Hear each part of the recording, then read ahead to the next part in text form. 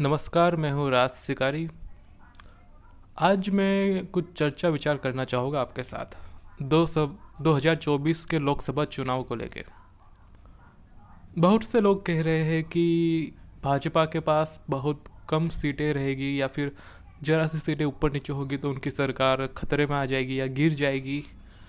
ये कुछ हद तक सही हो सकता है कि हाँ भाई, अगर थोड़ी सी भी सीटें कम आएगी, जो कि आनी है देखा जाए तो, मगर डिपेंड करता है फैक्टर्स के हिसाब से।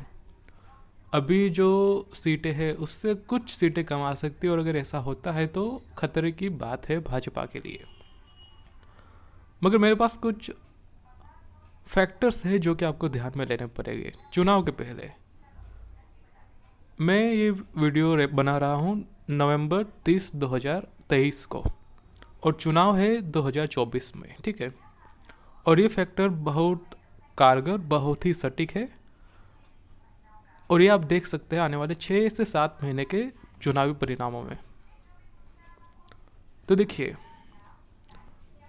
प्रॉब्लम ये है ना कि भाजपा अगर अगर अकेले लड़ती है तो समस्या हो सकती है, क्योंकि इनके पास अभी कोई अलायंस नहीं है।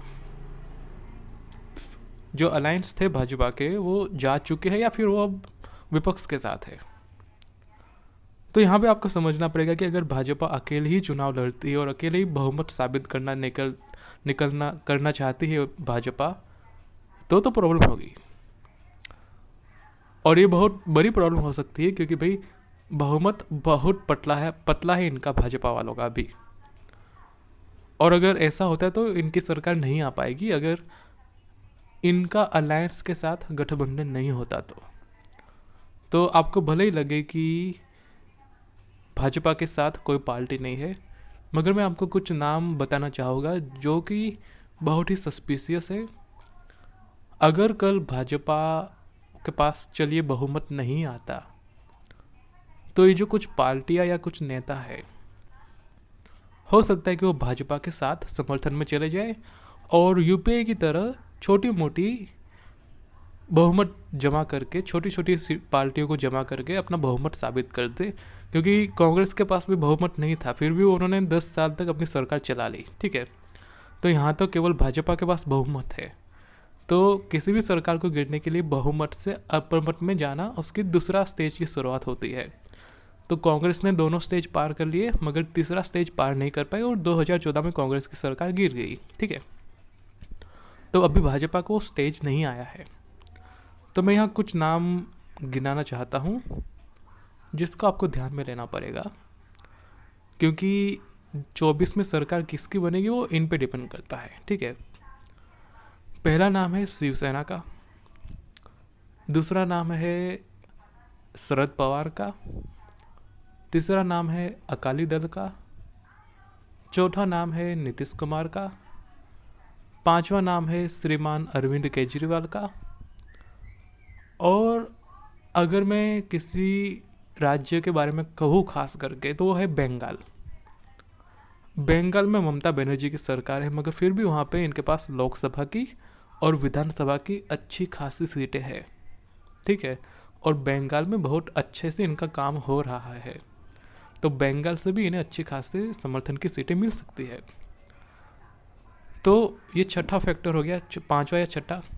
अब आखिरी बात करता हूँ, आखिरी वाला फैक्टर कौन सा, वो हो गया हमारा हाथी, यानी कि बहुजन समाज पार्टी बीएसपी। इसके पास जो सीटें आती है वो किस दिशा में जाएगी उसका भी कोई पता नहीं है। तो मैंने जो नाम बताया आपको, शिवसेना, अकाली दल, शरद पवार, नीतीश कुमार, अरविंद केजरीवाल और मायावती की पार्टी, तो ये सभी ऐसी पार्टियां हैं जिसका कुछ अता पता नहीं कि भाई ये किस तरफ जाएंगे। हो सकता है कि कांग्रेस की तरफ चले जाए और फिर से हमें यूपीए की तरह कोई नया गठबंधन अलायंस देखने को मिले, या फिर हो सकता है कि भाजपा की तरफ चला जाए, ठीक है। तो ये काफ़ी देखने वाला होगा कि ये जो कुछ पार्टियां हैं जिनका स्टैंड क्लियर नहीं है वो किस तरफ जाती है। क्योंकि देखिए, गठबंधन की अपनी कुछ मजबूरियां होती है। जैसे कि मैं बात करूँ कांग्रेस की, तो जब वो गठबंधन में थे तब लालू यादव रेलवे मिनिस्टर थे, ममता बनर्जी रेलवे मिनिस्टर थी, तो गठबंधन में क्या है कि आपको बहुत सारे पोस्ट बांटनी पड़ती है। तो जब भाजपा ऐसा कर पाती कि नहीं पाती, ये देखने वाली बात है, ठीक है।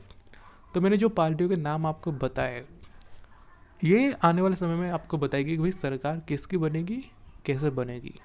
क्योंकि मेरा मानना है कि भाजपा अकेले तो हो सकता है ना कर पाए, मगर डिपेंड करता है कि भाई वोट किस तरफ जाता है। क्योंकि अभी भी लोगों ने कांग्रेस को स्वीकार नहीं किया है, ठीक है। भले ही कांग्रेस की हिमाचल में सरकार है, राजस्थान में सरकार है, कर्नाटक में सरकार है, मगर अभी भी लोगों ने कांग्रेस को खुले तौर से स्वीकार नहीं किया है। अभी विधानसभा चुनाव में देखते क्या आता है 3 दिसंबर को परिणाम, ठीक है।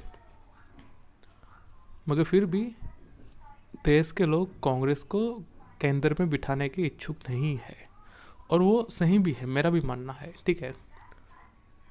बाकी देखते क्या होता है। मेरा ये अनुमान आपको कैसा लगा, सही लगा, गलत लगा, आप बताएं नीचे कमेंट करके। बाकी आप नोट करके रखिएगा ये बात कि मैंने जो